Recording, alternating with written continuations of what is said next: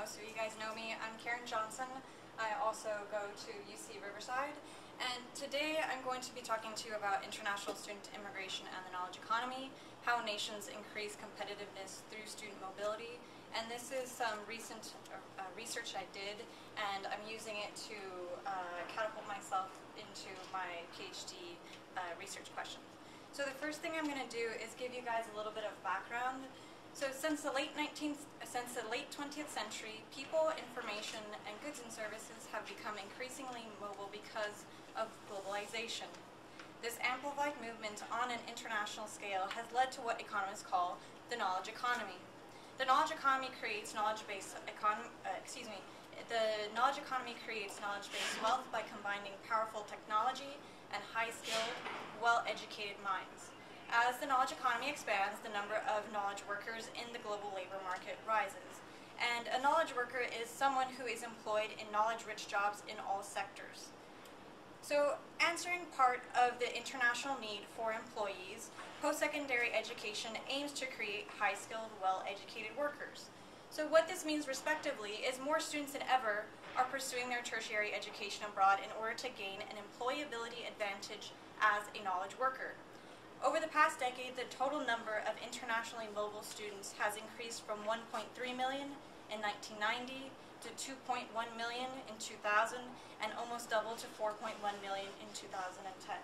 So you can see this here, how it's actually expanded since the 1970s. So this led me to my research question, and my research question that I focused on for this study was to determine if student mobility and student immigration policies had an impact on a nation's knowledge economy.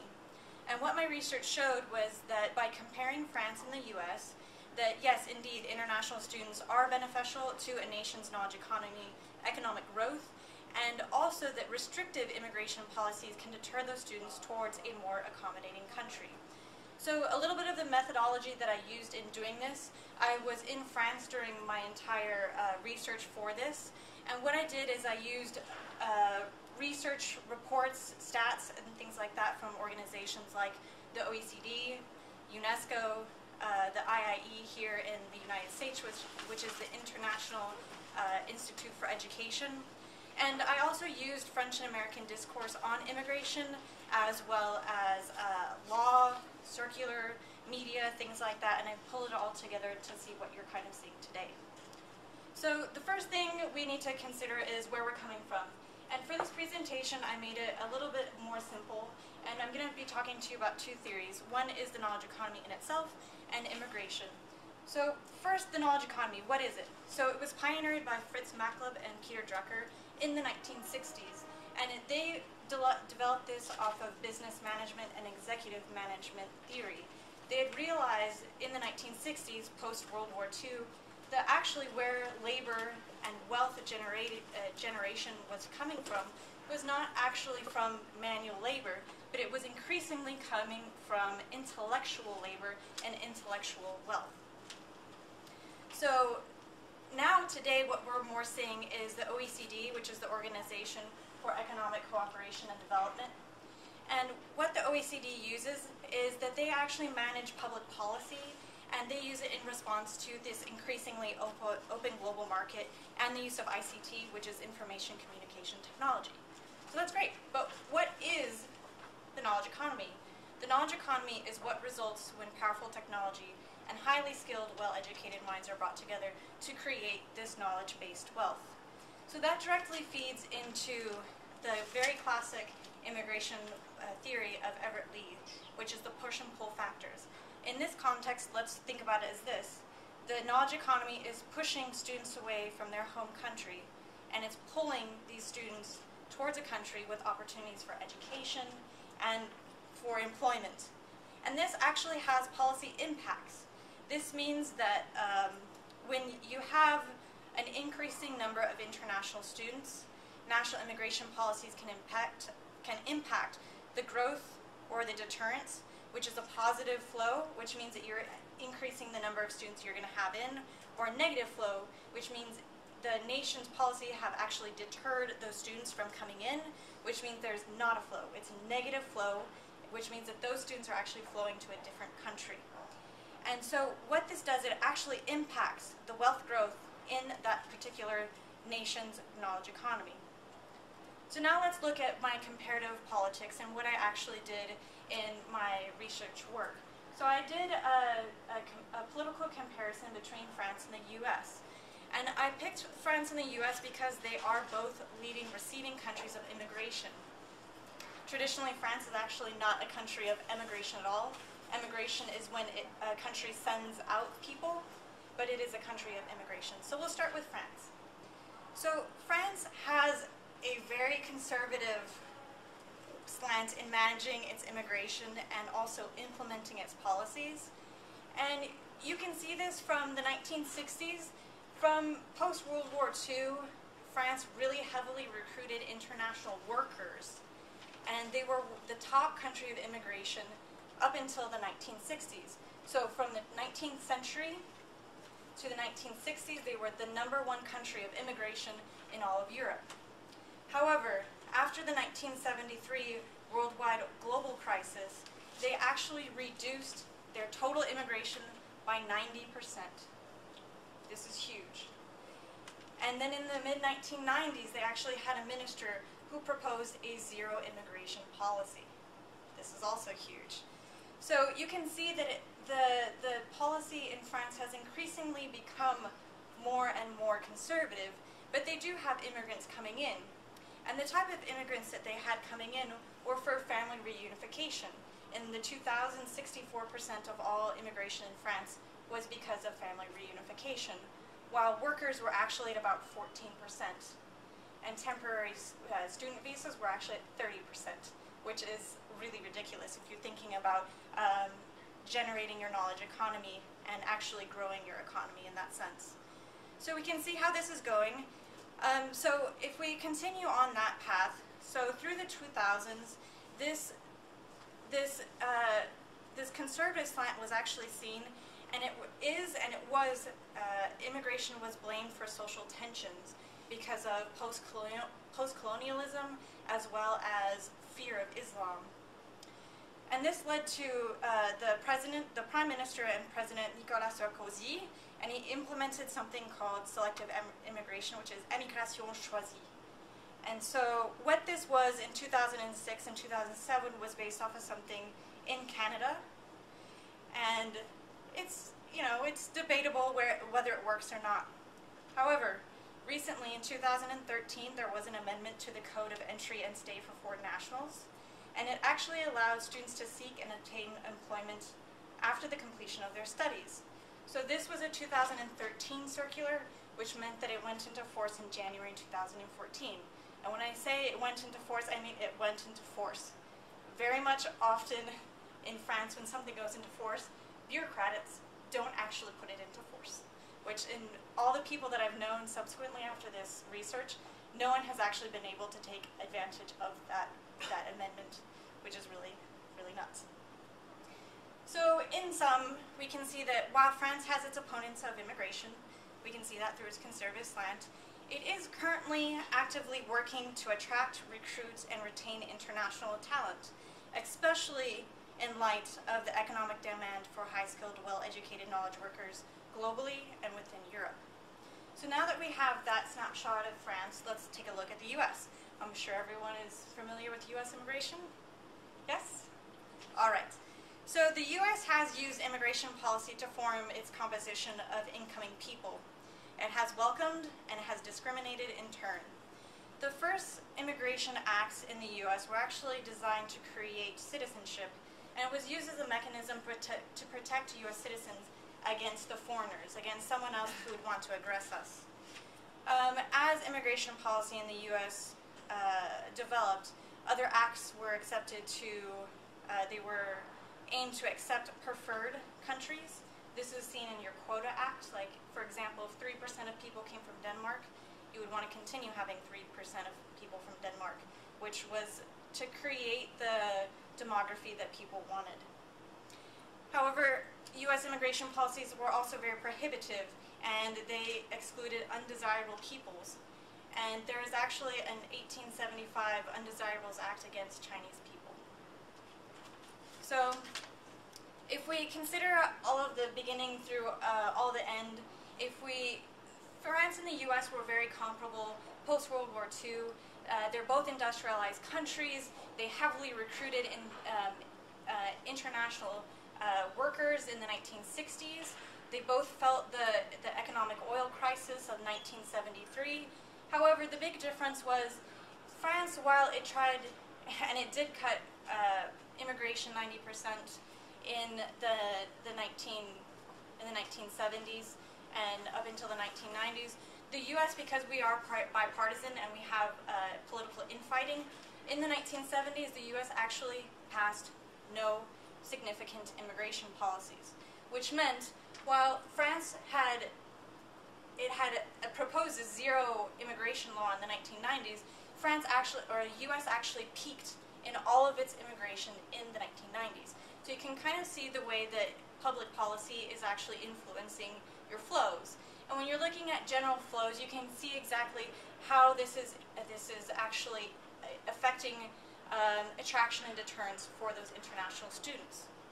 So in the past decades in the United States, policies have opened up to immigrants, and as well they have tried to regulate undocumented immigration. The most significant ones in modern times have been the immigration policies after 9/11. What the U.S. did is they actually implemented a number of very strict student-focused policies. So between 2 months and 2 years after 9/11, 5 different immigration policies were enacted. And what this did was, because they were strictly student-focused, they actually caused students to seek higher education in other Anglophone countries like Canada, the UK, Australia, and New Zealand. And up to today, the U.S. is still recovering from this loss in attraction caused by its strict policies. I'm going to show this to you guys. So if we look at from 2000 to 2012, so the United States used to host 28% because of their strict policies. They fell to, it's 19%, but you can't see that. Well, you can see what I described to you as France. France actually remained the same. Even though the number of students is increasing, they actually stagnated because they didn't do anything to grow their knowledge economy. So what I concluded by doing this comparative research was that immigration was established as a protective mechanism at first. However, today it is used as an economic mechanism, used as a mean of exclusion to protect the home population in economic downturns. And it's also used as a mean of inclusion to encourage economic growth by increasing the number of people to fill market demands. So in sum, I found that open immigration policies promote the knowledge economy by producing knowledge and knowledge competition. Student mobility opens opportunities to international students who become international knowledge workers and thereby increase the economic advantage of that specific country's knowledge economy. So we have to remember, what is the key driver? Globalization is the key driver and a determinant of change across industrialized and developed countries. The knowledge economy is driven by technological advances and rising domestic prosperity, increasing demand for knowledge-based services on the global scale. So in the final thing that I did was that I acknowledged that student immigration is positive, that immigration in general is positive, and unrestricted policies promote economic benefits by creating return revenue. This is the big key. It creates return revenue in the knowledge market from the investment in higher education. And so this is now leading into my future research. Right now, I'm trying to answer the question. So we think about it and I say, okay, well, given the number of mobile students, a better understanding needs to be made between the relationship between these international students studying particularly in the U.S., because that's what I have access to, and what their postgraduate employment outcomes are, and exactly how does this fare for U.S. educated employees once they enter the global labor force. So I'm preparing a proposal. I'm going to be comparing U.S. Doctoral students, specifically from UCR, where I go to school. And I'll be using data from departments as the Graduate Division, the International Student Resource Center, and the like. And my aim for that, the particular study that I'm doing a proposal for, is to determine the trajectory of international students once they enter the labor force, and what are the larger economic impacts? Any questions? No?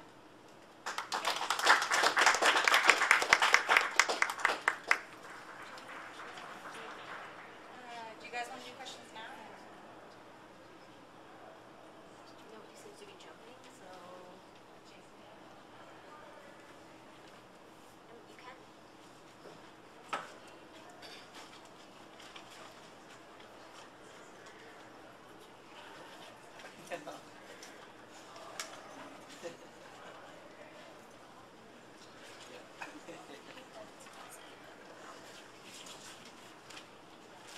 Okay, so again, my name is Amanda Admire. I am a graduate student at UC Riverside.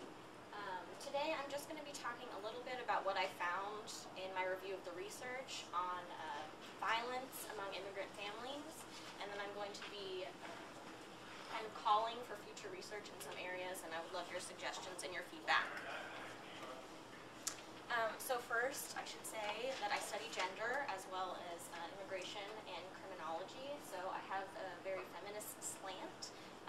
And so, of course, the first question I asked myself was, okay, so what is gendered about intimate partner violence, right? That's what I'm looking at. So the literature basically is conclusive. Oh, sorry. Yes, absolutely. The literature is conclusive that gender is a social construction, and that gender organizes our social interactions on a daily basis, as well as the social structures that we engage in. So particularly importantly for this discussion is the way that gender is a stratification system that both influences as well as structures violence. So this is demonstrated in the different opportunities and then the different responses that men and women have when they engage in violence. For instance, we often use this statement, boys will be boys, right? To suggest that it's acceptable for boys to use certain violent behavior as well as even encouraged, I would argue, and we do not have those types of statements about women that engage in violence. Moreover, cultural dating and marriage expectations kind of structure men into positions of power. So, for instance, women are expected to marry up, right? So often we hear that women marry up in age, right? Socioeconomic status, education. We even see that women marry up in height, right? Apologies if anybody is dating someone that's shorter as a woman.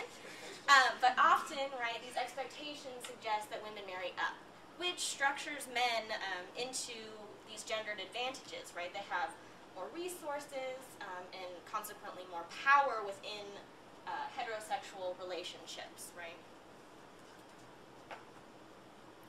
So similarly, going on with the gender and intimate partner violence, which I'm going to be talking about, intimate partner violence, I'll say IPV, just to shorten it. But I argue that it is inherently gendered, and the research shows this. So most victims of IPV are women. IPV is the leading cause of injury to women within the United States.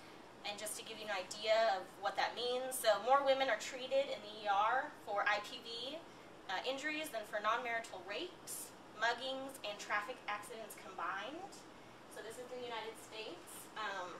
If you need a better picture, this means 4 women are dying each day from intimate partner violence, and a woman is a victim of intimate partner violence every 10 seconds here in the United States.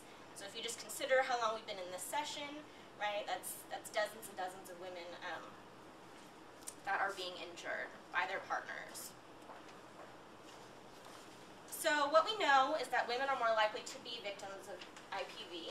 We also know that the gender structure kind of puts men in positions of power, right? But what I want to look at is how that's experienced by immigrant women within immigrant families here in the U.S. So are their experiences similar? Are they different? And we'll talk a little bit about that. So the common approach within the literature to looking at violence among immigrant families is to suggest that it's a cultural problem, right? So to suggest that it's the immigrant culture and that is what's attributed to the violence within those families. So this builds off of stereotypes of immigrants, right, as deficient, as different, right, as inferior, and it builds on those stereotypes, which basically allows U.S. society to ignore their concerns and their needs, right? This approach is obviously quite problematic. For instance, blaming immigrant cultures. It has this inherent assumption that violence doesn't happen to women in the U.S., right, which, as we just spoke about, is not the case. There's also violence against women here. Also, this suggests that migrating to the U.S. will somehow increase these women's safety, right, which is also not true. The literature shows that actually immigration heightens women's vulnerability to IPV. Most oftenly cited is because these women now don't have access to family structures or other community resources they would have if they were in their home countries. And then finally, this approach reflects issues like imperialism, classism, and racism. And it doesn't really allow for a complete picture of understanding these women's experiences with IPV. So I found that the intersectionality literature has been particularly useful in exploring this. So intersectionality, it explores the relationships between multiple dimensions of social life and how they affect individuals and groups. And what I found particularly interesting is the idea of structural intersectionality. So this suggests that there are different structures of subordination that overlap. So for the case of immigrant women, right, you have their gender, the fact that they're women in our society and their society, right, that's already a subordinate position. You have issues of race and immigration status being a big disadvantage, I guess you could say, in our society, and then also language barriers. And I'll speak a little bit more about that in a couple of slides. So using this intersectional lens, I've looked at how immigrant women who are victims of IPV experience violence at different levels. So on the individual level, on the institutional level, as well as on the cultural level. And I'll go through each briefly. So individually, obviously they experience violence through their abuse, but they also experience other impediments such as fear, shame, financial restrictions, particularly if the partner moved the family here and he is the sole breadwinner, right? And she doesn't have access to those types of financial resources that he has. And then I also wanted to add that I think that there are gender expectations that women face that also individually put them at a disadvantage when we're talking about IPV. So we often hear this idea of women having to uphold this ideal, of being a good mother, right, or a good wife. So in order to be a good mother, what that implies, right, is that you're supposed to put your children first, and that may be to your benefit or to your disadvantage, right?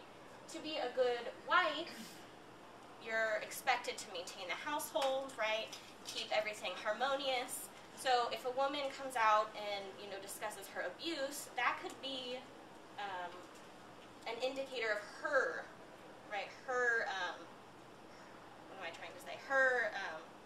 failure, right, as opposed to the failures of the structural system, as opposed to the failures of this individual level violence. And then lastly, there's expectations of women, particularly in our society, to be able to change a bad boy, right, to a good man. And that generally rests on women, so it's not up to the man to change, his behavior. It's, you have to train them. I've heard people say we have to train them or whatever, right? So make a bad man into a good man, which again puts this responsibility on women. At an institutional level, there are many different things, but for the sake of time, I'm going to be talking about racist stereotypes and then access to bilingual and bicultural services. So racist stereotypes greatly impact whether women are deemed deserving or undeserving of assistance and sympathy in regards to their situation, which can also be funneled down into the second point. That can also affect their access or lack of access to legal services and social services. Another interesting, as I was reading this, cultural insensitivity presents itself through these racial stereotypes. So women have reported being scorned by shelter workers, right, domestic violence shelter workers, and question about their arranged marriages, right, which kind of perpetuates this victim blaming discourse, right, or being told that you need to act more American, and that often inhibits women from accessing the resources that they would particularly need to help in their situation. And then an additional institutional barrier that is mentioned quite often in the literature is lack of access to bilingual and bicultural services. So on one hand, right, even if an immigrant is fluent in English, they may not be comfortable speaking in English and may want to use their own vernacular when talking about, violence or when they're in crisis. On the other hand, right, there's been cases where judges have asked the victim's abuser to interpret for the non-English speaking victim while they're presenting their case in court, which is also problematic. So this access is highly important when we're talking about immigrant women and the violence that they experience. Okay, similarly, there's a lot of different instances of cultural violence, but I'm just going to highlight a few. So the first being that in some cultures, actually in many cultures, right, divorce is not acceptable.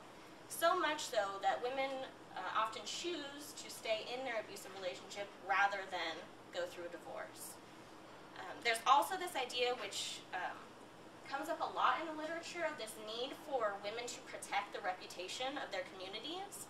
So an example was the model minority stereotype, right? Women might not want to paint a bad picture of their communities by saying, yes, this is happening at home. And also this idea that speaking out against the community often results in loss of community support. So if these women are going through crisis, they are experiencing this type of abuse, that support could be vital, right? So speaking out against it and potentially losing that support is a big deter away from women reporting their abuse. And then finally, we have cultural symbols. This is true of the U.S. as well, right, that reiterate female subordination and male superiority. Okay, and then we also, as we talked about, these racist stereotypes that reinforce this idea that immigrant cultures are more deficient than U.S. cultures. So all these different things kind of combine together to create these barriers that immigrant women have to experience when they're, on top of the fact that they're also going through partner violence. So all that being said, I think that it provides a good foundation for where I think that the literature should go from here. So if anyone is familiar, in August of this year, for the first time, the court ruled that a woman could file and be eligible for asylum based on severe domestic violence that she experienced within her home country. So this just adds more complexity to the issues that women face, immigrant women face, in addition to intimate partner violence. So now you have issues of citizenship, right? Now you have issues of asylum status and all of the difficulties that come with that.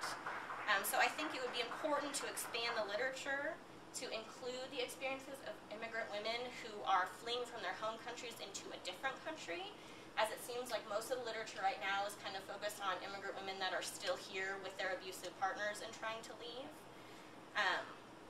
Also, in order to be eligible for asylum, you have to demonstrate that you are a victim of persecution, and what they're arguing in this case is that it's based on membership in a particular social group. So I think that this would be an ideal way for scholars who study gender, scholars who study immigration, and also legal scholars to come together and make sure that this precedent is set, that women are in fact members of a social group. And then lastly, unfortunately, this news story and this eligibility for asylum is limited to women from Guatemala currently, which is a great limitation for all the other women from different countries that are experiencing the same things. But in addition to that, they also have these rigorous requirements that they have to go through in order to even get their asylum case heard.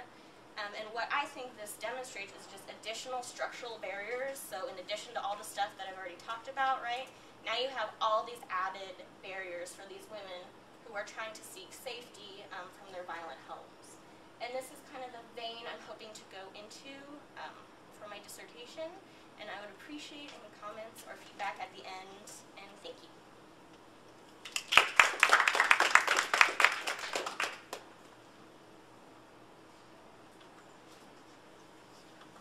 Okay, so our last presenter is Orvik, and he is, do you want to announce your title? So my name is Orvik. Good day, everybody. Thanks for being here. I'm from Cal State Fullerton and also claim affiliation with Claremont University. I'm doing my PhD at Claremont.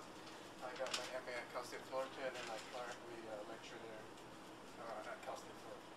So the title of my presentation today comes from an exploratory study I did last year on the Philippines, and it focuses on urban renewal and gentrification.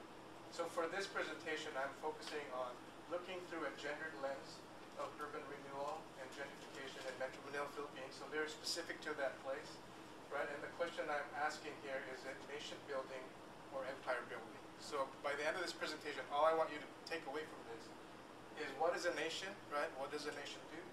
And what is an empire, and what does an empire do? So based on this study, this is what I'm trying to extract and hopefully work on a working paper either to publish or for a dissertation.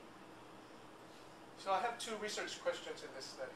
How is urban development represented in development documents on Philippine development? And the second question is, how do social inequalities, specifically gender discourses on inequality, emerge from a qualitative discourse analysis? So this is the method I'm using, qualitative discourse analysis. So I'll talk a little bit more about that when I get to my method section. The significance of this study is in light of globalization and global cities. For a while now, people debate this. When did globalization start? Some say in the 80s, some say, oh, it was way before that, right? And some say, no, it's just starting, right? So this is significant in light of how do we talk about globalization and in light of the rise of global cities. So if you look around the globe now, you see all these places, city centers that are called global cities, right? Los Angeles has always been a global city in our lifetime.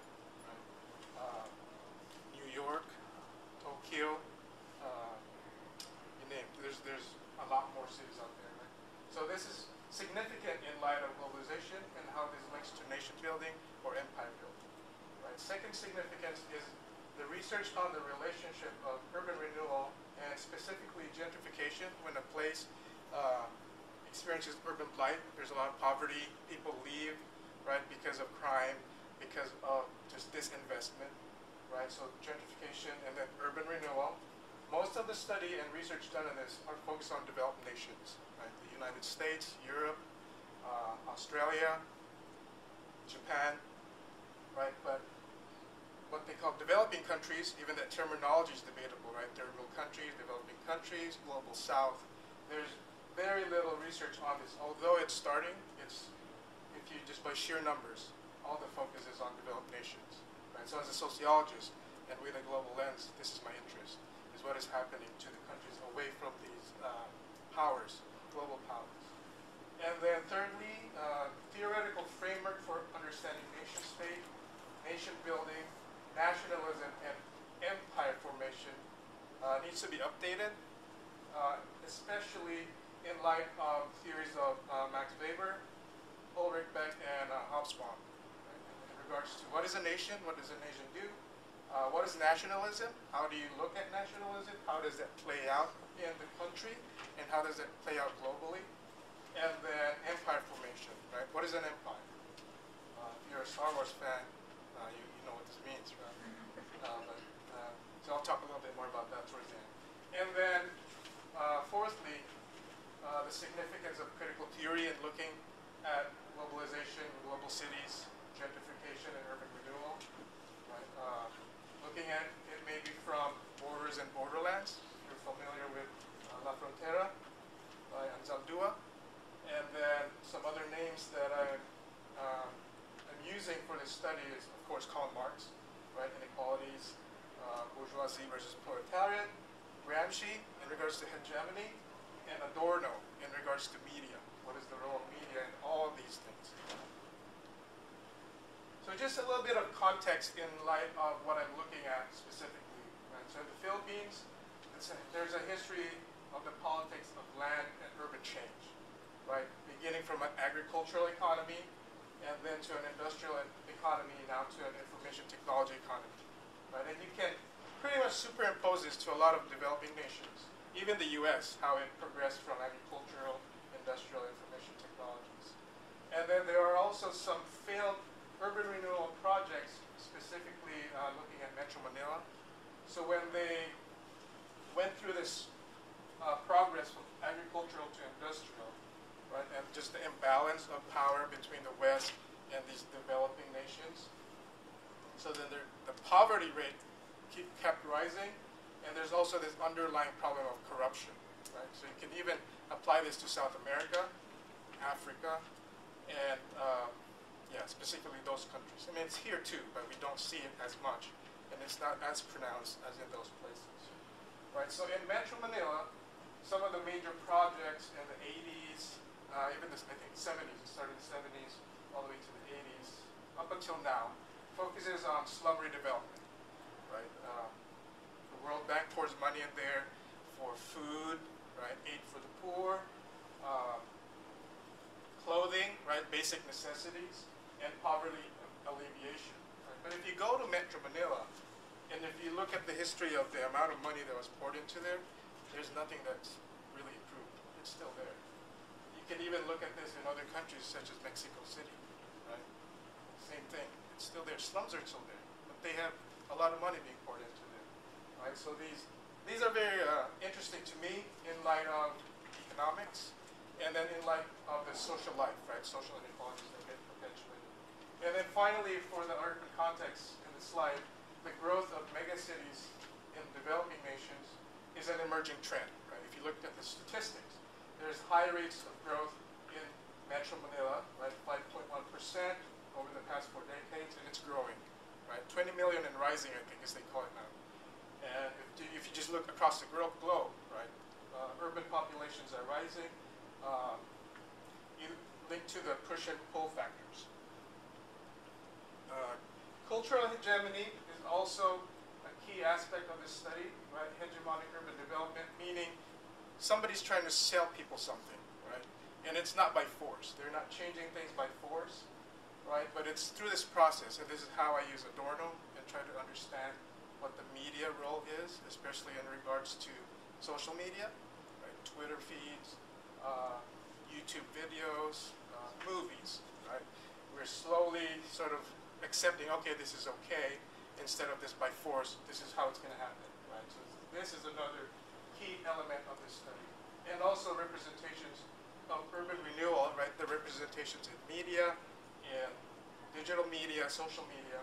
Does it mask cultural domination or imperialism, right? I always ask this question at the back of my mind.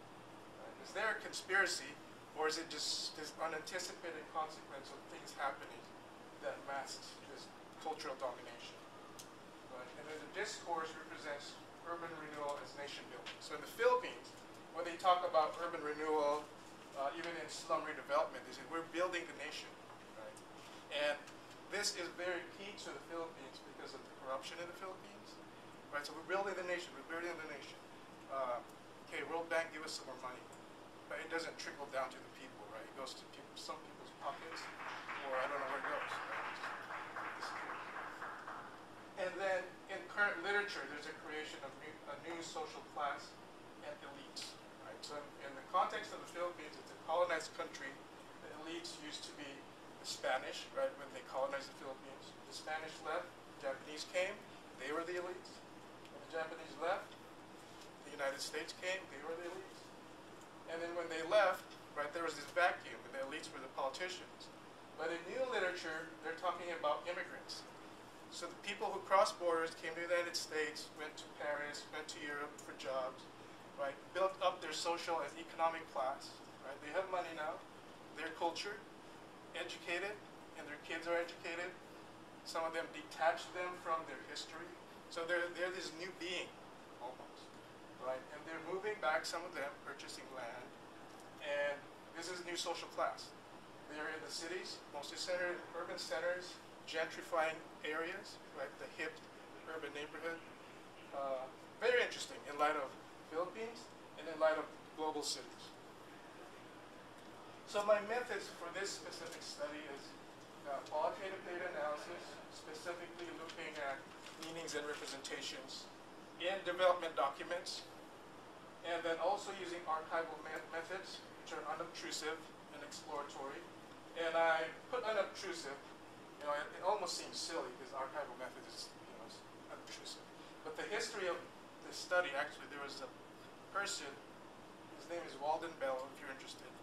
He raided the World Bank in the 70s and took documents that implicated a dictator for taking money and exploiting people, right? So this is what is interesting. So I didn't do that, play it safe.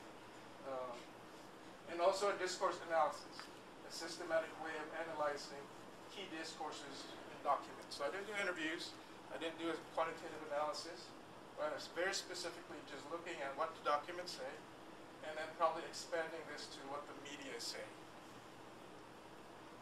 And my documents came from the City Alliance, a draft vision plan for Metro Manila, Green Print 2030. So this is a plan in progress. So this is what really sort of latched me onto this project. It not is only interesting to me, but something that could be done to prevent inequalities, to prevent further problems that have been replicated from the past. Another document I'm looking at is Philippine Development Plan. So we're now 2014, so this is almost outdated.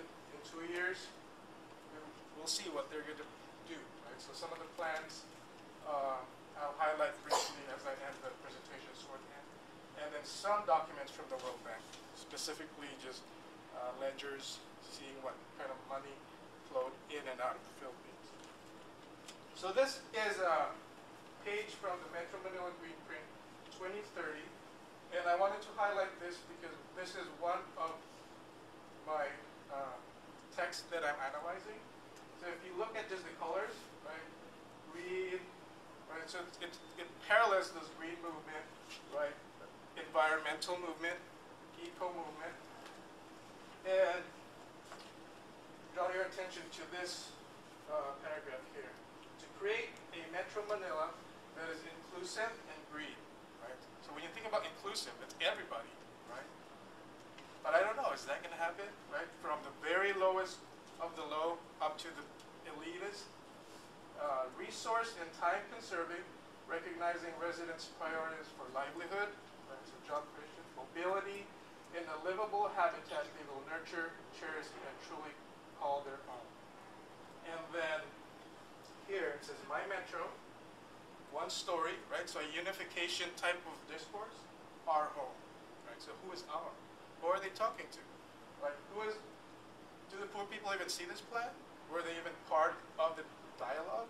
Or were this just a group of elites and business people who said, this is our home now, right? This new space we're creating. So some preliminary findings I have in analyzing documents such as that was just one example. But the economic growth and global competition keeps emerging in all the planning documents. Everybody wants to grow, right? They're urban centers. I mean, who doesn't? Especially their city centers. They want all investment to go there. They want Starbucks, production companies, Google to be in their city, right?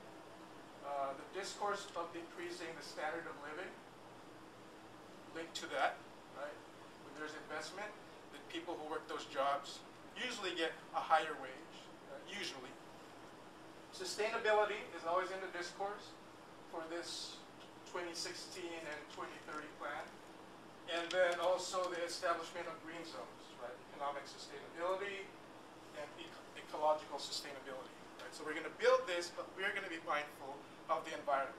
Well, in the past, they just cut all the trees. Now when they build and they design, they make sure there's some trees in the area or some greenery, which is another interesting discourse in light of space, right? Who can use those grassy areas, right? If you just hang out there and you don't look like you fit, if you're homeless, are they going to kick you out of there? And urban displacement, right? Because these spaces now are occupied by slum dwellers, right? Shacks, houses made out of cardboard. So if they do such a big project on doing it, which they have been doing now, right, some of these communities get displaced. Right? Either they just jail them, right, arrest them for illegal squatting, or they just kick them out and say, you know, go wherever you go. And I don't know where they usually go. And all of these are all couched in a push and ideological rallying cry for nation building. Right? This is our home. This is good for us. Let's do this together. Right? But as we see, there are people who are not part of this plan. Right? But when they ask for money from international companies, these are the people they put the pictures on. Right? Give money for these people. So the emergent discourse that really interested me is that the gender discourse on the cultural politics of work, if you read the lines of the development plans, there is a gender discourse. That's why I entitled it Looking at It with a Gendered Lens. Because it reifies domesticization and patriarchy. Right? So in the Philippines specifically, there are a lot of overseas contract workers who go overseas as nannies, house cleaners, maids, right? Which is not very surprising in light of transnational labor, because it's happening in other countries too. But very specific to this country are those things I mentioned, nurses, right? And so this whole discourse on transnational motherhood is upholded in the Philippines as these are our heroes, right? Because they remit all the dollars back. The males, they don't get as good as jobs anymore, right? So the males usually end up staying in the Philippines, or if they're lucky, they end up working in still domesticized labor force, right? So most males now, instead of being engineer, they go to nursing. A lot of them get work in cruise ships as masseuses, chefs. Right? So this is another interesting part in light of the type of economic work that the Philippines is promoting. So just to read through quickly here, this is very interesting in light of the government. Right? So this is the government, the president, vice president, and his cabinet. They signed a social contract with the Filipino people, right, in light of the Philippine Development Plan 2016. So you see here, they're trying to sell this plan, right? Okay, we're all here together, right? So we're going to say this as our social contract to you. Corruption robs our children. So before I read the whole thing, this was done in concert with a social movement, right, who advocated for the slum dwellers. But they are also people in power. They're academics. Some of them were sociologists and political scientists who said, you know what, we need a social movement to be part of this whole plan. So they sat at a round table and drew this social contract. So this is just an excerpt. Right? Corruption robs our children of their protection, nutrition, and education. Right? Corruption destroys our families and our communities. Corruption steals from our farmers and workers. Corruption deters businessmen from investing in our economy. This has eroded our spirit as individuals, as communities, as people. Right? So in this social contract, they're trying to humanize this whole plan. When in the past, it was just a business plan or a political plan. Right? Now they're trying to get at the hearts of people. Right? Our children, protection, nutrition, right? Basic needs of life, education, families, communities. And then this is a longer contract, but this is just an excerpt.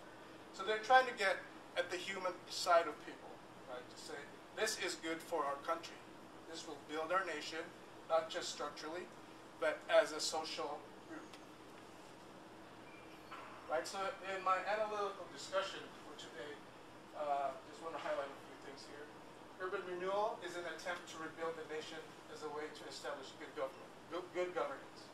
Because of the bad history and the bad past of corruption and dictatorship, although corruption still goes on, right, there is an attempt to rebuild the nation into a direction of good governance. And then good governance leads to job creation, right, which equals higher standard of living. So it's still a good thing, right? Everything I said, if you look at the plan, it is a very good plan, right? If you put this in any country, include the people, if there's good structure, right, it should be good. But the problem here is the social element of social inequalities that emerge. So a few more things, gentrification, right? So these green zones attract investors. Right? So now they renew the space, nice area, kind of like just down here. If you guys ate lunch here today, the downtown Riverside area, right? They've updated this since, I don't know when they started this, but before that's how it looked like. So it attracts investors, restaurants, Starbucks, etc. So then this nation building based on gentrification, is this nation building or a beginning of new colonialism or an empire? Right? So not a nation empire, but an economic empire, transnational corporations, right, who are now in control of these zones. And there's also the looming danger of exploitation and displacement, right? Workplace exploitation and housing displacement. So although jobs are created, what types of jobs are those, and what types of exploitation continue, right? Because there are not a lot of labor laws in this country, right? So in conclusion, urban renewal is good for the economy, right? Yet, the hints of gentrification, is this the new development strategy now, right? Instead of slum redevelopment